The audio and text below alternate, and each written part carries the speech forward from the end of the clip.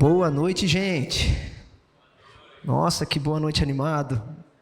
Eu costumo dizer que o boa noite dos jovens, o primeiro deles é sempre aquele maravilhoso de horrível. Então a gente pode tentar de novo. Boa noite, gente. Agora sim, percebi que vocês são jovens mesmo, estão com o pulmão à flor da pele. E eu pedi para o pessoal acender a luz aqui, tá? Do nosso espaço. Mas bom, gente, vamos lá. Boa noite, já falei para você. Você está aí, botou o pulmão para fora. Que alegria ter você aqui. Para quem não me conhece, eu sou o Arthur, sou o pastor de jovens aqui da nossa igreja.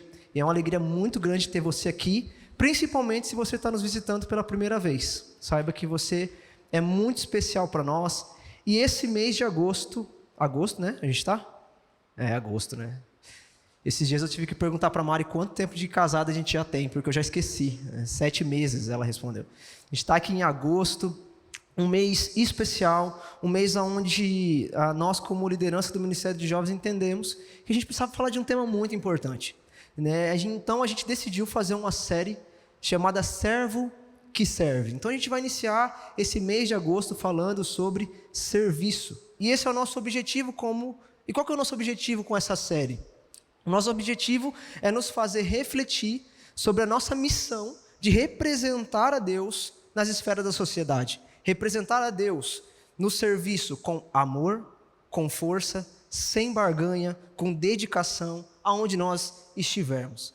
Então, por que eu quero falar um pouco mais sobre serviço, gente?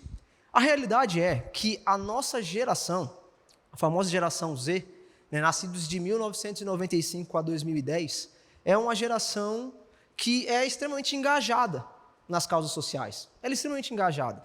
Se você for ver, muitos estão engajados na educação, muitos estão engajados no combate à fome e à pobreza, muitos estão engajados nas causas sobre o meio ambiente, sustentabilidade, muitos estão engajados na questão da saúde, do bem-estar, da proteção animal, muitos estão engajados na arte, em defender a arte, a cultura, muitos estão engajados até na questão da violência, que nós temos visto nos últimos dias.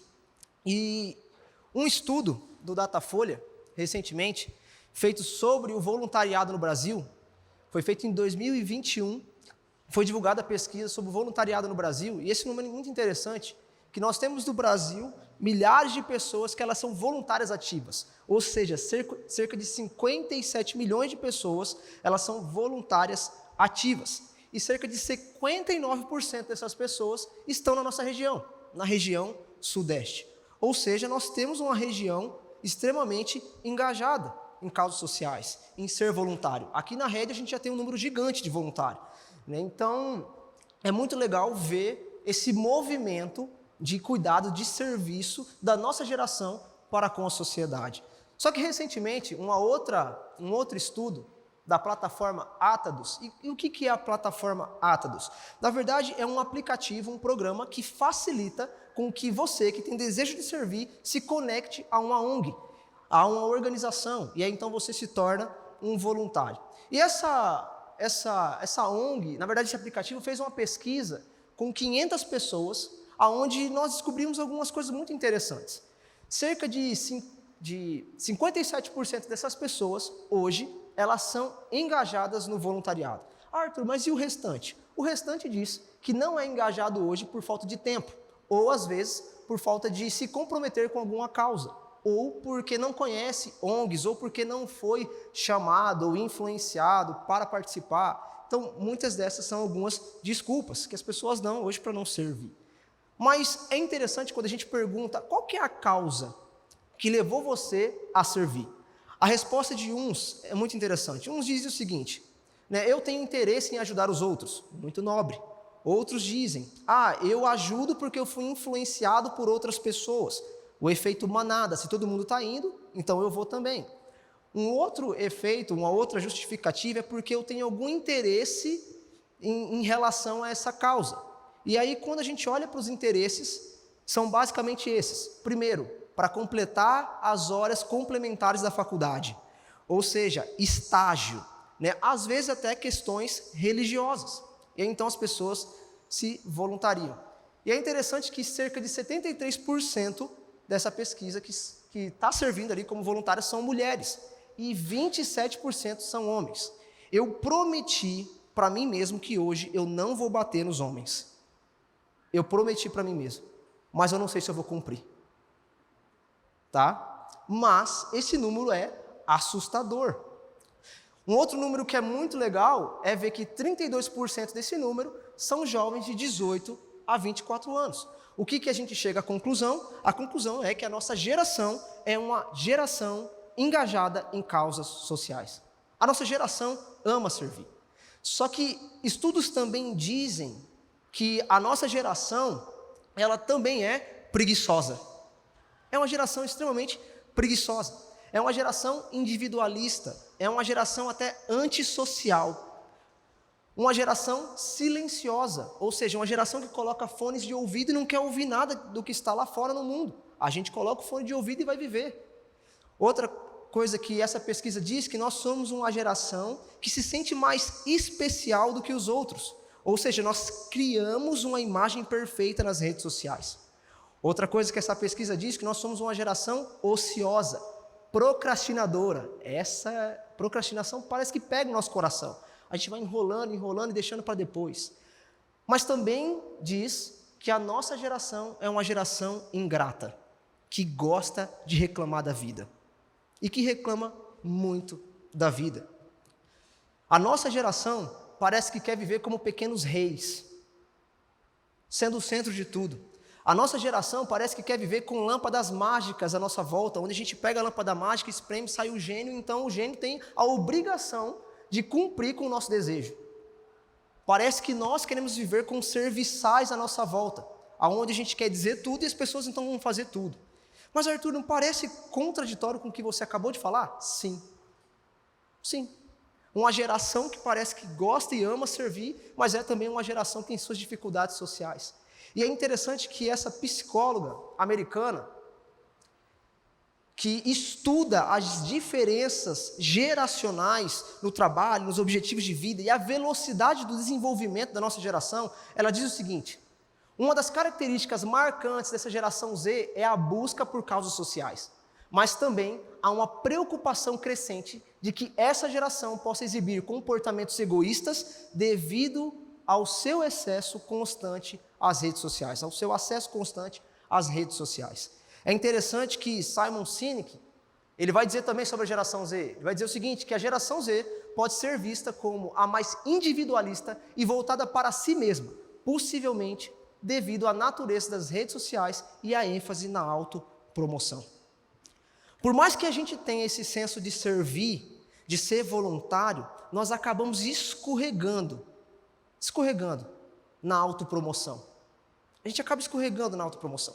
Eu já ouvi situações aqui na rede de voluntários que gostariam de ficar em uma posição porque eles sabem que naquela posição o fotógrafo vai tirar uma baita de uma foto e ele vai postar nas redes sociais depois. E essa foto vai gerar likes. Ou aquela foto lá, a criança está lá esperneando, o fotógrafo chegou, você já pega aquela criança para tirar a foto com a criança para sair lá no feed da rede. Ou sair em outras redes sociais. E infelizmente isso tem afetado os cristãos de forma inimaginável, pessoal. Tem nos afetado na nossa postura diante da sociedade. Nós, antes, na história, éramos vistos por pessoas que influenciavam positivamente a sociedade. Hoje, nós estamos deixando-nos influenciar por uma visão onde Deus não é considerado, mas onde o nosso próprio eu, ou aquilo que as pessoas vão dizer sobre mim é o que importa. Por quê? Porque a gente está nessa busca de aceitação. Então, nós vemos uma geração que faz, mas que gosta de promover aquilo que faz. Nós estamos vivendo um tempo onde nós fazemos, mas nós postamos para mostrar aquilo que nós estamos fazendo. E eu não digo só na esfera social ou de servir, a gente faz isso em tudo na nossa vida. Se a gente sai para algum lugar, a gente quer postar para mostrar para as pessoas o que a gente está fazendo. A gente gosta de se expor. Então, nós estamos lidando com uma geração que busca se promover. Nós estamos lidando com uma geração que luta para ser melhor do que o outro. Nós estamos lidando com uma geração que critica aquele que está tentando fazer certo. A gente sempre está ali, criticando. E nós acabamos tendo um problema. E qual que é esse problema? Porque a nossa geração perdeu o propósito. A nossa geração perdeu o senso de visão. A nossa geração perdeu o senso de pertencimento. E nós então precisamos relembrar que, como cristãos, nós não fomos chamados para a nossa glória. A gente foi chamado para a glória de Deus. E o que é fazer conhecida a glória de Deus? O que é fazer para a glória de Deus? É fazer o nosso Deus conhecido, através daquilo que somos e daquilo que fazemos. Só que eu quero dizer algo para você, que essa situação, ela não é nova na igreja. Não é nova. Essa é uma situação que Paulo, ainda preso, teve que lidar com uma igreja que também tinha esses problemas de hoje em dia, da nossa geração. E Paulo nos dá orientações importantes de como direcionar o nosso coração para a vontade de Deus, e aí então resolvermos esse problema na nossa vida. E para você entender um pouco do contexto de que igreja que eu vou falar da igreja de Filipos. A igreja de Filipos é uma igreja onde Paulo tem que lidar com alguns problemas ali, né, com divisões. E uma das coisas que estava acontecendo ali na igreja de Filipos era o partidarismo. E o que é isso, Arthur? O que estava acontecendo ali? Paulo, em Filipenses 2, ele vai dizer assim, eu clamo, eu espero que vocês vivam juntos, pensando e vivendo por um mesmo propósito. Só que o que estava acontecendo ali? Divisão. Havendo panelinhas. E, gente, deixa eu dizer um negócio para você. Que você pode chegar no Ministério de Jovens e ter pensado, mas aquela panelinha aqui, aquele grupo ali e tal, não sei o que tem. Gente, isso é normal. Isso é normal. Isso vai ter em todo lugar. Você vai encontrar o seu grupo, você vai encontrar as suas pessoas, isso é normal. Até Jesus mesmo tinha o seu grupo, tinha lá os 70, dos 70 tinha os 12, dos 12 tinha os 3 mais íntimos, isso é totalmente normal. Mas o que diferencia é que aquele grupo, eles tinham um único propósito. Qual era? Viver para Jesus, viver para a glória de Deus. Então eu vou estar muito feliz, se no nosso ministério a gente tiver grupo, sim, vai acontecer, mas que todos estejam com o mesmo foco, crescer no relacionamento crescente com Jesus, crescer na vida com Jesus. Mas lá em Filipe, o que estava acontecendo? Estava havendo uma divisão completa.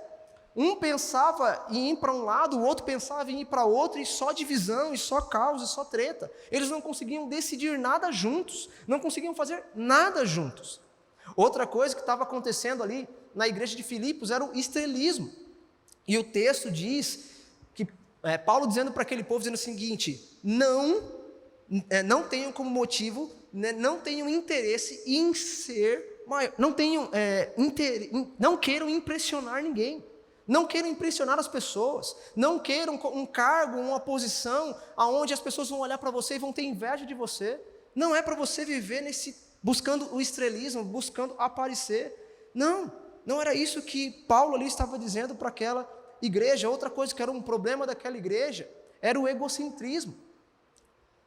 E o que o texto vai dizer? Filipenses 2,4 vai dizer, não procurem os seus próprios interesses, mas procurem se interessar pela causa dos outros, se importem com os outros, se importem com as outras pessoas, com aquele que está do seu lado. Só que o que a gente vive hoje? A gente vive pessoas que chegam na igreja e só pensam em si mesmas. Só penso em mim, eu só quero receber e não quero dar. Eu só quero o meu bem e não do coletivo. Eu quero que me sirvam e eu não quero servir. E Paulo então trata esse problema da igreja trazendo o exemplo do próprio Jesus. Parece que Paulo vai parar para aquele povo e dizer o seguinte, olha, relembrem-se que vocês são discípulos de Jesus. E o que é ser um discípulo? É seguir os passos de Jesus, é imitar aquilo que Jesus fez, é caminhar como Jesus caminhou, é falar como Jesus falou, é servir como Jesus serviu. Vocês são discípulos de Jesus, e Jesus é o exemplo máximo que a igreja tem hoje, é o nosso referencial de exemplo. Então eu quero dar aqui 3 conselhos para você, que podem nos ajudar a ser um servo que serve, a ser um servo parecido com Jesus. E o primeiro deles é, tenha a mesma atitude. Tenha a mesma atitude. E eu vou continuar o texto de Filipenses, que diz o seguinte, tenha a mesma atitude demonstrada por Jesus. Outras traduções vão dizer, tenha o mesmo sentimento, tenha a mesma vontade. O que acontece é que essa expressão, mesma atitude, no grego, ela é uma palavra chamada frônesis. E, infelizmente, o nosso vocabulário brasileiro não encontra uma palavra que traga o termo correto ou o termo que expresse a ideia de Paulo para esse texto, para aquilo que Paulo está querendo nos ensinar. Esse é um grande problema na nossa língua portuguesa, porque infelizmente, a nossa língua, ela acaba sendo pobre em muitos sentidos. Ela acaba sendo superficial em alguns sentidos. E é interessante que Paulo está querendo expressar algo aqui. E o que é frônesis? Tenha a mesma atitude de Cristo Jesus. O que é frônesis? Frônesis é o seguinte, eu vou juntar aqui essas três palavras, essas três expressões, para tentar explicar o que é frônesis. Frônesis é você saber, querer e realizar.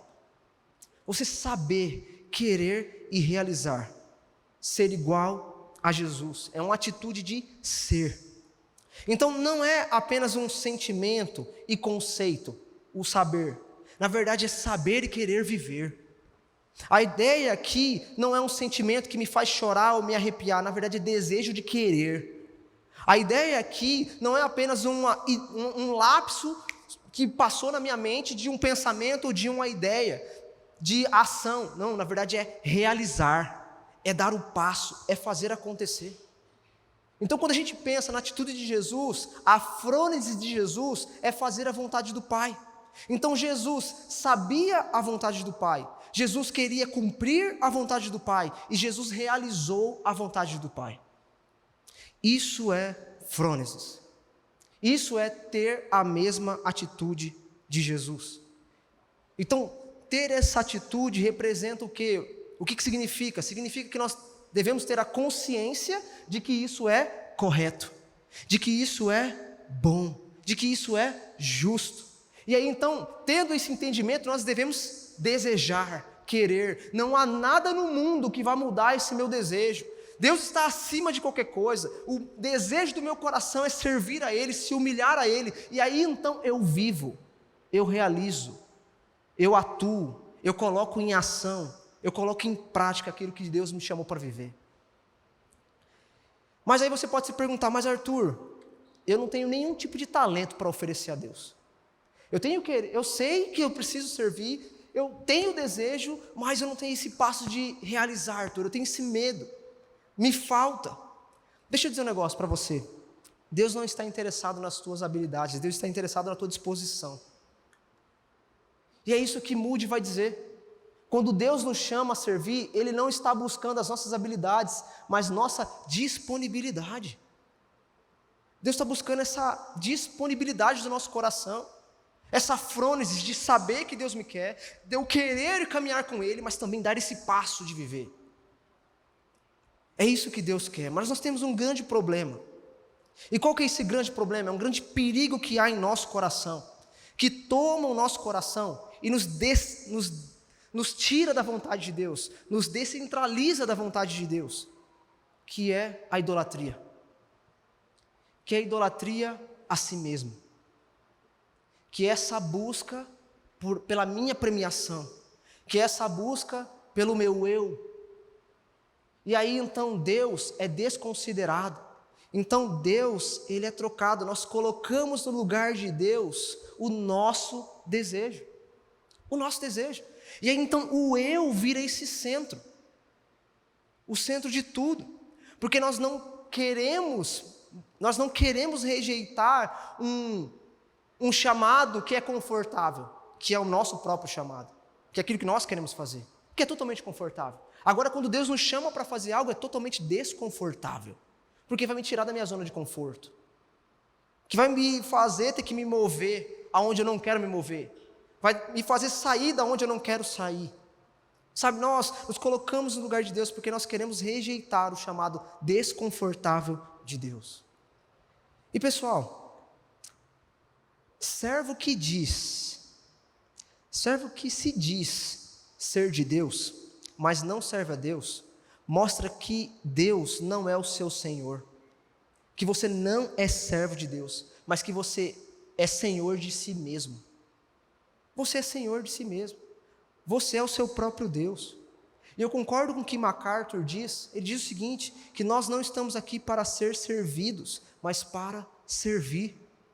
Nós estamos aqui para sermos servos do verdadeiro rei, porque esse rei veio habitar em nosso meio e transformar a nossa vida. E eu concordo com o que Billy Graham diz, que o maior ato de serviço, o maior ato de amor da história, não foi o homem subir e pisar na lua, mas foi Deus em Cristo Jesus descer do céu e pisar na terra. Esse foi o maior ato de amor e serviço que nós poderíamos receber. E o texto de Filipenses, Paulo continua dizendo, embora sendo Deus, Jesus sendo Deus, ele não considerou o desejo, não considerou querer ser igual a Deus, algo que ele tinha que se apegar. O que o texto está querendo dizer? Que Jesus ele não forçou ser igual a Deus, ele não tinha como propósito isso, mas ele tinha como propósito ser semelhante a nós, para nos mostrar o que é atitude de serviço, o que é amar. Sabe, Jesus, ele abdicou da sua posição de Deus, Jesus saiu da sua glória e se esvaziou, é o que o texto vai dizer. O texto vai dizer que ele se esvaziou de si mesmo. E aí então, qual que é essa ideia de se esvaziar? É você pegar um recipiente e colocar todo esse recipiente para fora. Jesus, ele se esvaziou de si mesmo. E eu quero que você entenda que a humilhação que Jesus passou, teve que passar, não era o fato dele se tornar homem. Na verdade, a humilhação que Jesus precisou passar, foi ele ter deixado a sua glória, para andar no meio de pecadores.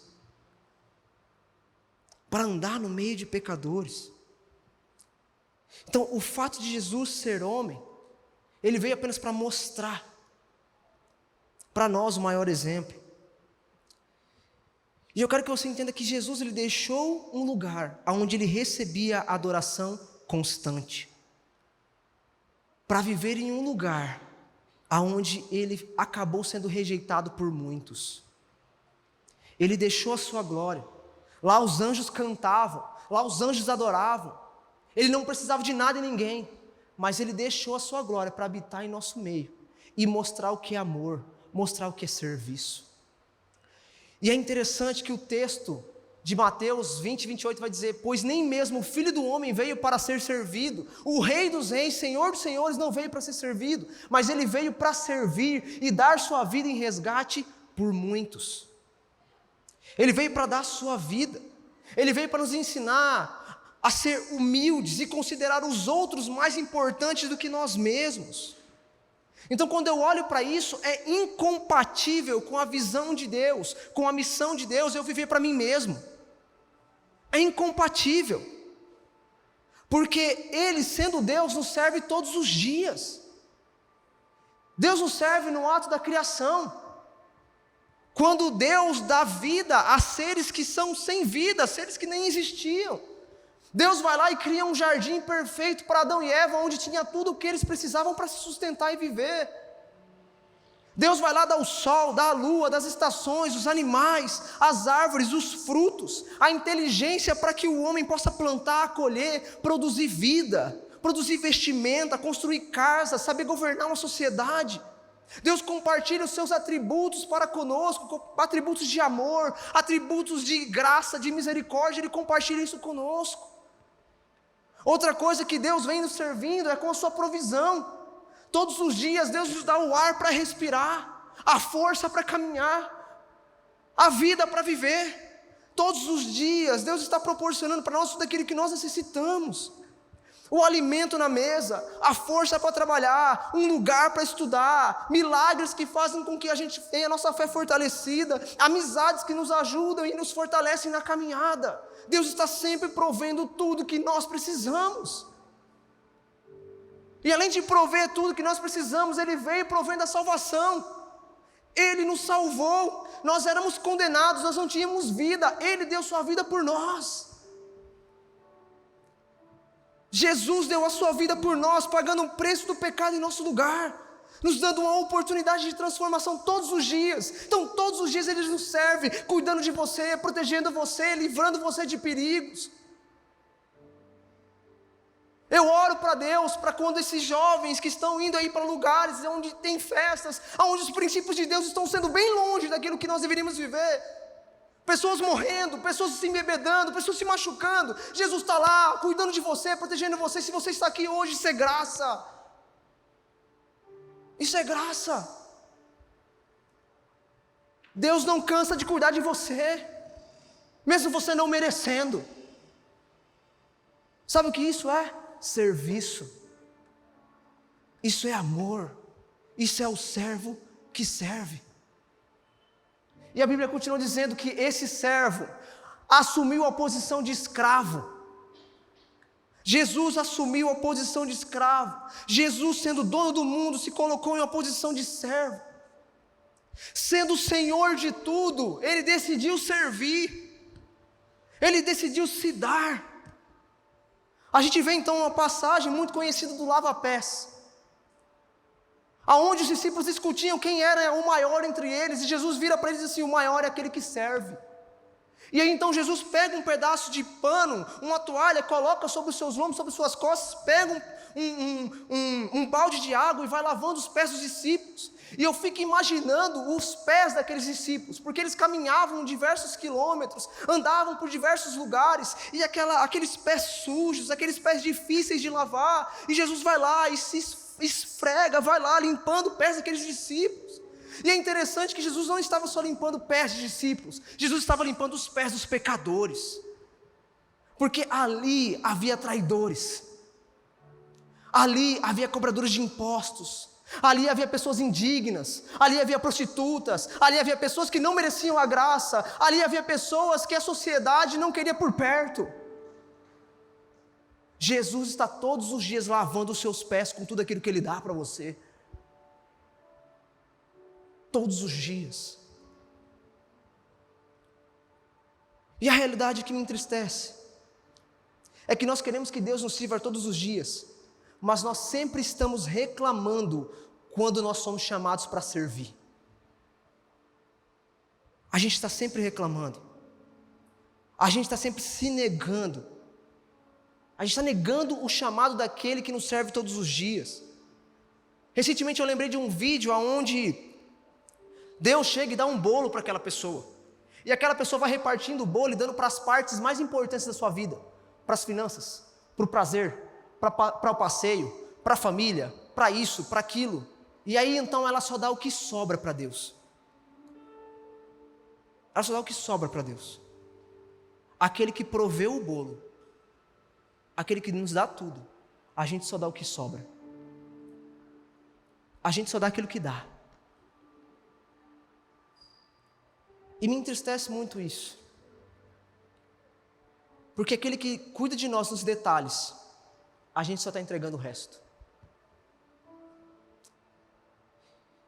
E é interessante que eu vejo nessa geração, quando a gente fala sobre um propósito, quando a gente fala sobre um objetivo, a primeira coisa que nós pensamos é o trabalho que vai dar.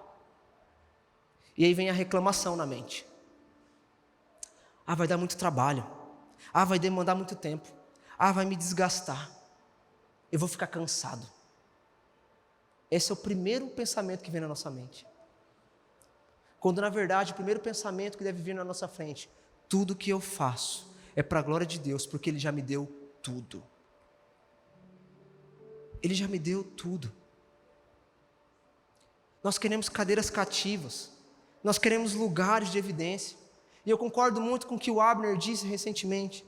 Ele disse que existe uma grande diferença do serviço e do ser visto. Tem muita gente que quer ser vista e não servir. Deixa eu dizer algo. Servir é a expressão do amor de Deus. Servir é expressar amor ao próximo. Servir nos cura emocionalmente. Servir nos dá propósito. Servir nos dá senso de pertencimento. Servir nos gera comunhão. Servir fortalece a nossa fé. Servir me faz olhar para a vida com uma outra perspectiva. E deixa eu contar um testemunho pessoal para vocês. Por 4 anos da minha vida,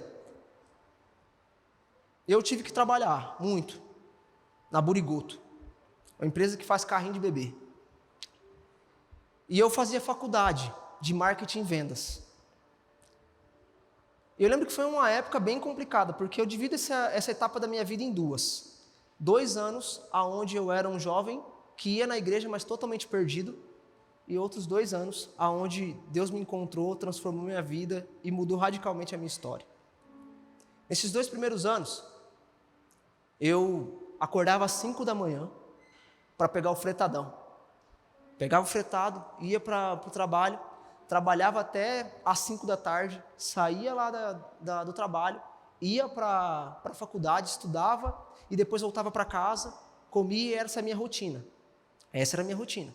Chegava o fim de semana, gastando todo o meu dinheiro com coisa errada, com coisas superficiais da vida. Me converti, continuei vivendo esse ciclo, mas com uma nova mentalidade, de que tudo que eu faço é para a glória de Deus, porque Ele já me deu tudo. E aí então, eu lembro que a minha rotina era a mesma, 5 da manhã, pegava o fretado, ia para a faculdade, voltava da faculdade, ia para a academia, depois da faculdade.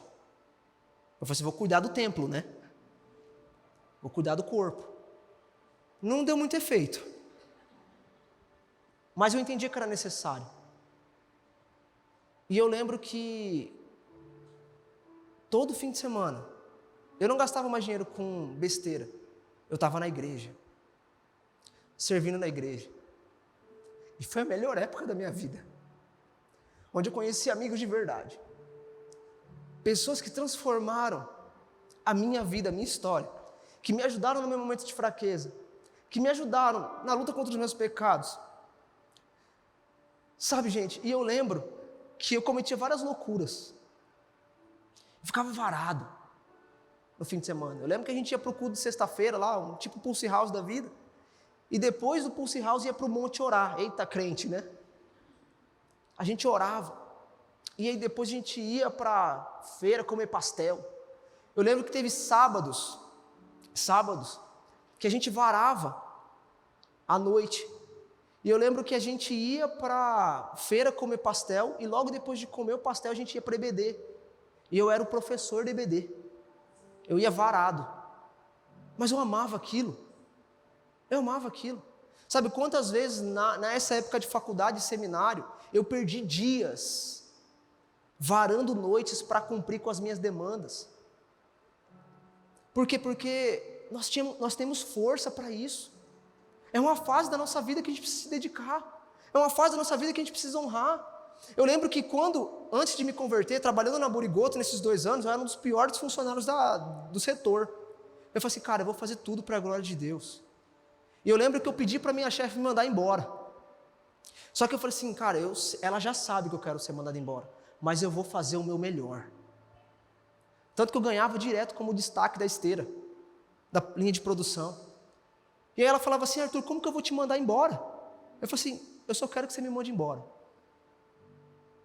Eu não vou pedir a conta, porque eu quero os benefícios, né? Mas eu lembro que na hora certa, na época certa, a Burigoto me mandou embora, porque foi de Deus, a direção de Deus. Porque na época que eles me mandaram embora, foi a época certa para entrar no seminário. E o valor de rescisão que eu ganhei foi o valor exato para pagar o ano inteiro no seminário. Porque Deus é fiel. Porque Deus Ele gosta de cuidar das nossas vidas. Porque Ele tem esse propósito. Sabe, eu lembro que passou um tempo ruim na igreja onde eu estava, onde eu era seminarista, e eu liderava 6 ministérios. Estava quase morrendo de tanta coisa que eu estava servindo lá. E algumas coisas aconteceram. Algumas mentiras foram contadas. Que para a graça de Deus, a verdade foi revelada. E eu lembro que muitas coisas aconteceram e eu perdi muitos cargos de liderança. Mas eu falei para mim mesmo, eu não vou parar de servir a igreja. Eu não vou parar de servir a Deus. Não importa onde, eu quero servir a Deus. Sabe, isso moldou muito o meu caráter. Servir a minha família. A Mari está de prova. Gente, eu chego em casa, eu gosto de jogar videogame. Eu amo jogar. Mas eu só pego no videogame depois de ter cumprido todas as minhas tarefas de casa. Porque eu preciso servir a minha esposa. Eu preciso servir a minha casa, eu preciso servir o meu lar. Tem dia que você consegue jogar, Arthur? Não, mas está tudo bem. Está tudo bem. Porque eu sei que eu sirvo a Deus cuidando da minha esposa. Eu sirvo a Deus cuidando da minha família. E é isso que eu fui chamado para fazer. Então eu quero que vocês entendam que servir tem muito a ver com se entregar. Se entregar. Servir requer se entregar. Servir requer obediência. Servir requer humilhação, entendendo a nossa condição diante de Deus, porque olha só o que o texto diz. O texto diz que Jesus, ele se esvaziou de si mesmo, assumiu posição de escravo, nasceu como ser humano, e quando veio em forma humana, humilhou-se e foi obediente até a morte. Jesus se humilhou em condição humana, ou seja, Jesus sentiu as nossas dores, Jesus sentiu fome, Jesus sentiu alegria, Jesus sentiu tristeza, Jesus sentiu sono, Jesus sentiu as nossas aflições, as nossas dores, Jesus sentiu o que nós sentimos. Mas Ele foi obediente a Deus, até a sua morte. E nós somos chamados a se entregar, a obedecer a Deus, a se humilhar. Porque Jesus se entregou por completo, até a morte, e morte de cruz. Cícero, um filósofo político que viveu 100 anos antes de Paulo, disse o seguinte, que a cruz é a mais cruel e repugnante forma de morte. Sêneca, outro filósofo contemporâneo da época de Paulo, disse o seguinte: qualquer condenado à morte prefere morrer antes de ser pregado à cruz.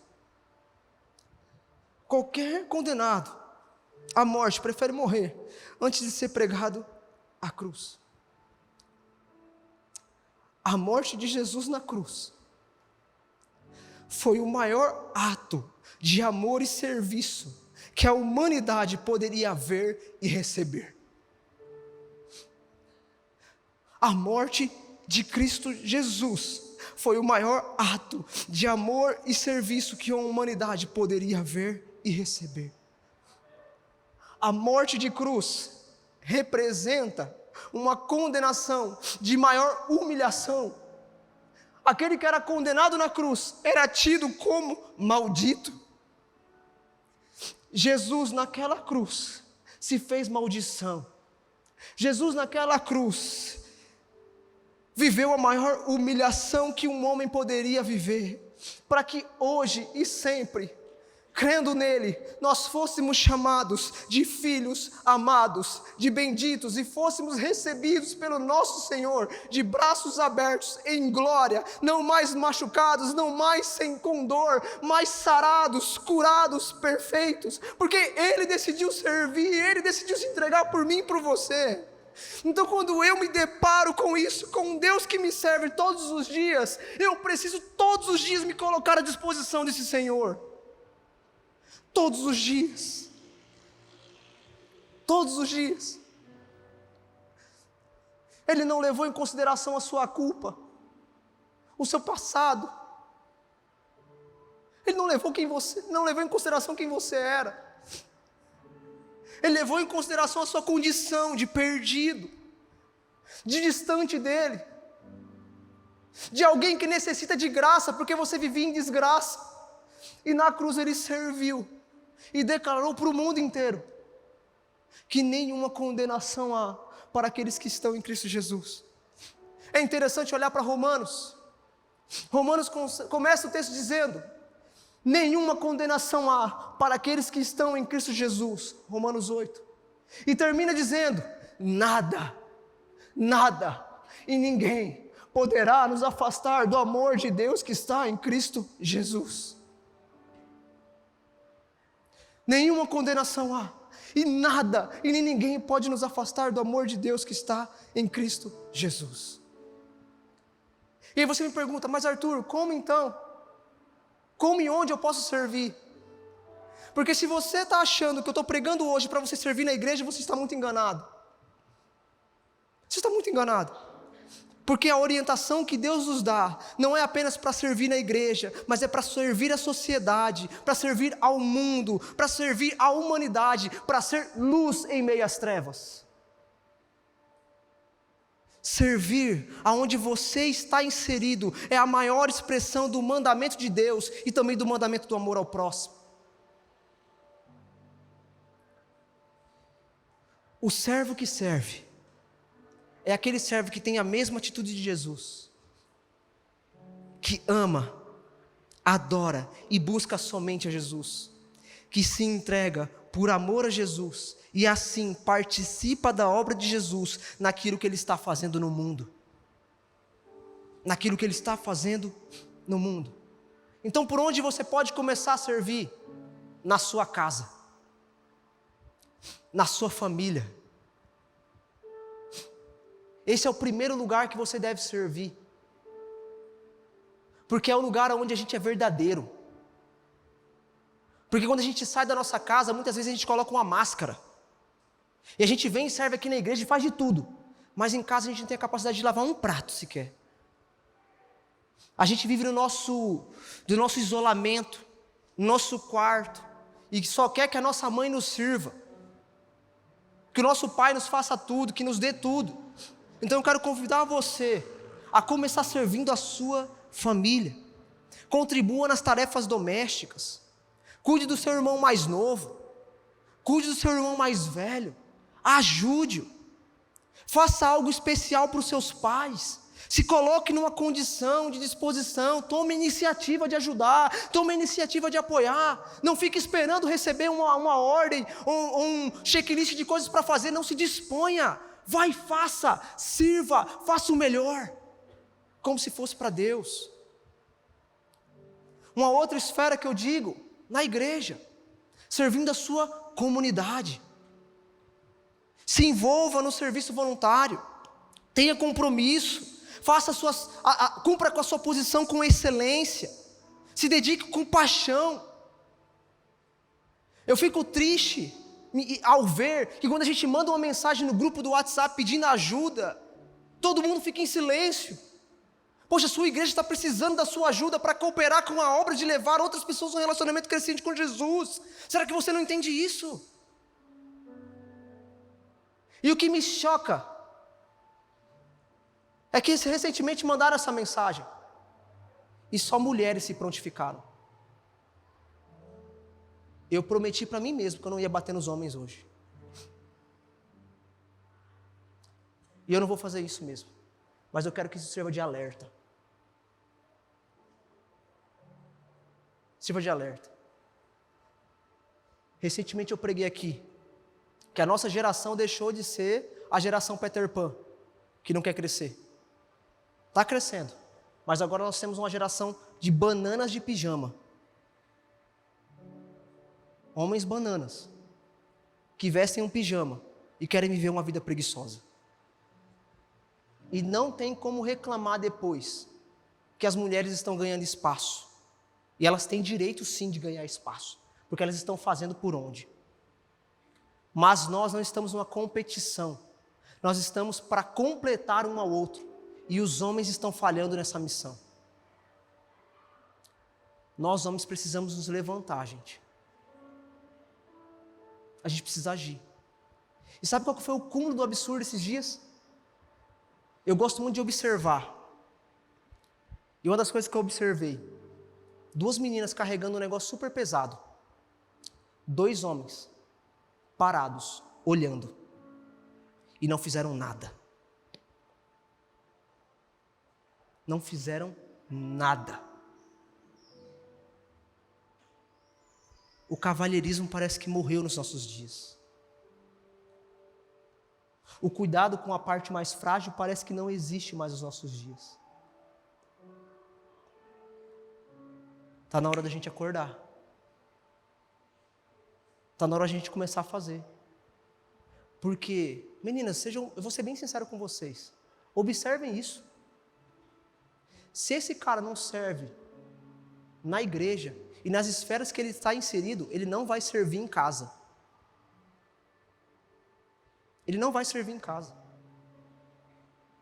Observe as atitudes mesmo, de disposição, daquilo que ele se aplica, daquilo que ele está envolvido. Isso é um alerta. E vocês, meninos, acordem.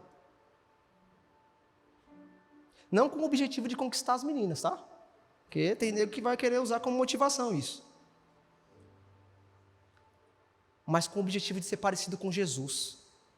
Para que quando você se casar, a mulher que olhar para você possa dizer: eu me casei com a expressão real de quem Jesus é. De um homem que serve. De que dá a vida pelos seus. Eu prometi que eu não ia bater, mas foi mal. E eu estou finalizando. Outra coisa, outra esfera. Sirva na faculdade, servindo seus amigos. Sabe, ajude seus colegas que têm dificuldade em alguma matéria. Se ofereça para auxiliar o professor. Sabe, participe de atividades que visem melhorar o ambiente acadêmico. Tenta melhorar, tenta ajudar. Fazer com que as pessoas progridam, cresçam. Seja uma influência, seja luz onde você está. Sabe, trate as pessoas com humildade, com amor, proteja, defenda. Testemunhe, ore pelas pessoas. Represente e fale que você é cristão e que você não é cristão como esses muitos cristãos por aí. Não, você é um cristão autêntico. Então viva como um cristão autêntico. Isso é servir na faculdade. Isso é ser luz aonde você está. Não desrespeitando os outros, mas cuidando e protegendo os outros. Nessa geração hoje que sofre com bullying, nós somos chamados para ser proteção, abraço, cuidado, amparo, direção de luz, de falar a verdade em amor. E por último, sirva no seu trabalho, servindo a todos, servindo o seu chefe, servindo seus colegas de trabalho, servindo seus funcionários, servindo os seus clientes, atendendo e conversando com as pessoas como se você estivesse conversando com Jesus, recebendo e fazendo as coisas como se você estivesse fazendo para Jesus. Arthur, mas eu odeio o meu trabalho. Faça como se estivesse fazendo para Jesus, porque na hora certa, você vai para um lugar onde você vai assim, cara, esse é o lugar que eu queria, esse é o lugar que eu desejava, esse é o lugar que eu orava.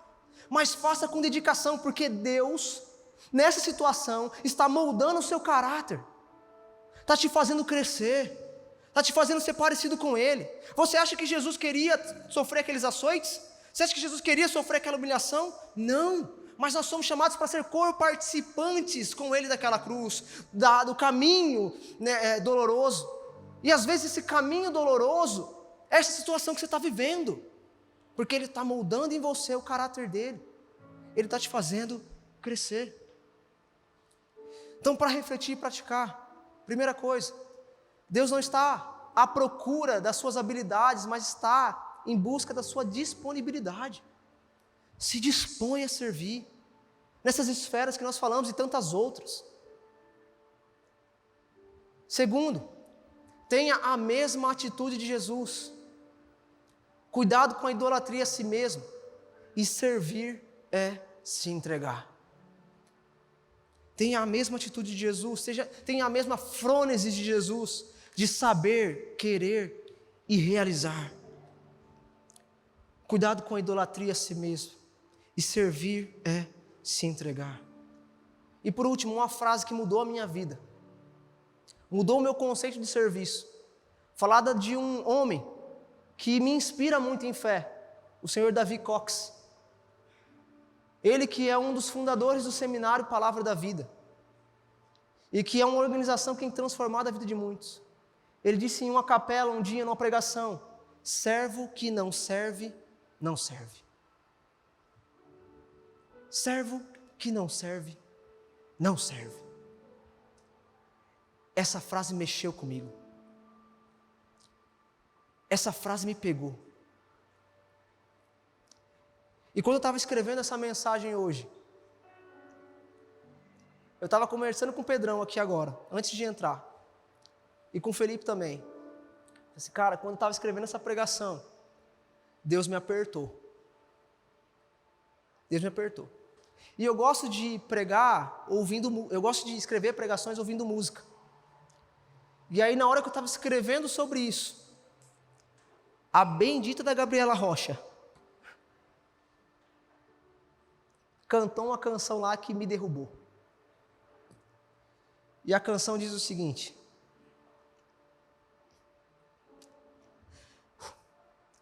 em espírito e em verdade, te adoramos, te adoramos.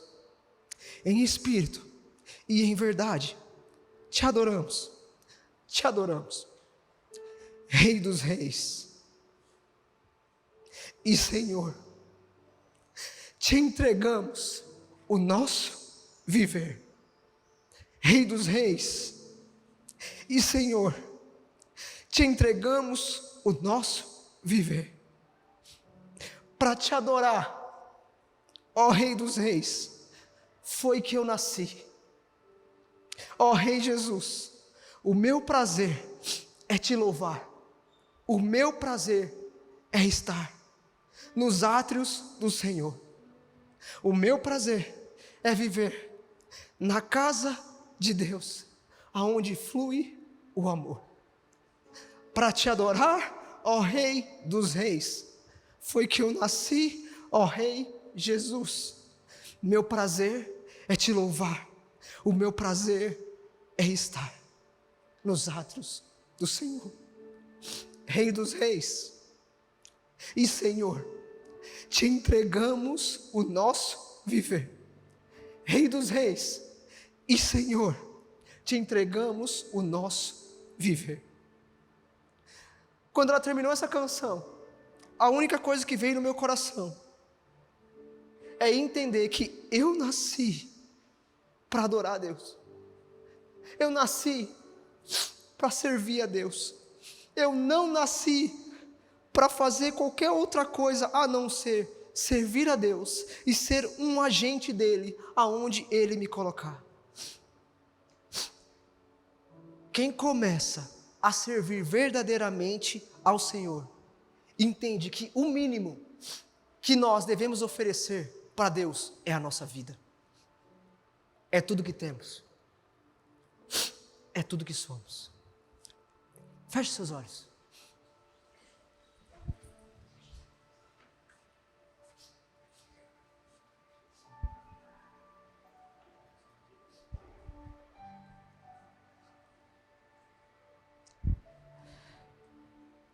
Ore junto comigo.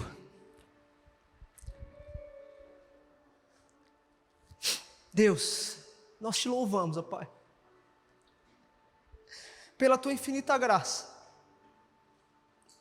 Nós te louvamos, Deus, porque nós entendemos que o Senhor nos serviu com a maior expressão de amor se entregando na cruz. O Senhor deu tudo que o Senhor é. O Senhor se deu, o Deus encarnado se deu por nós. Enquanto nós entendemos isso, não há outra coisa a fazer a não dar a nossa vida para o Senhor. Por isso, Deus, nós queremos fazer uma oração corajosa de entregar tudo que temos, tudo que somos para o Senhor. Viver para o Senhor. Servir ao Senhor. Servir a nossa família da melhor forma. Servir a nossa comunidade da melhor forma. Servir, Deus, na faculdade da melhor forma. Servir no nosso trabalho da melhor forma, porque o Senhor é o maior exemplo de serviço. E em tudo o que o Senhor fez, aonde o Senhor esteve, o Senhor fez com excelência. E por isso o Senhor é o nosso maior referencial. E como discípulos, nós queremos seguir os teus passos. Nos ajuda, Deus, nesse desafio. Nos ajuda, Pai, nessa empreitada de servir ao Senhor. É isso que nós te pedimos. E desde já te agradecemos. Em nome de Jesus. Amém.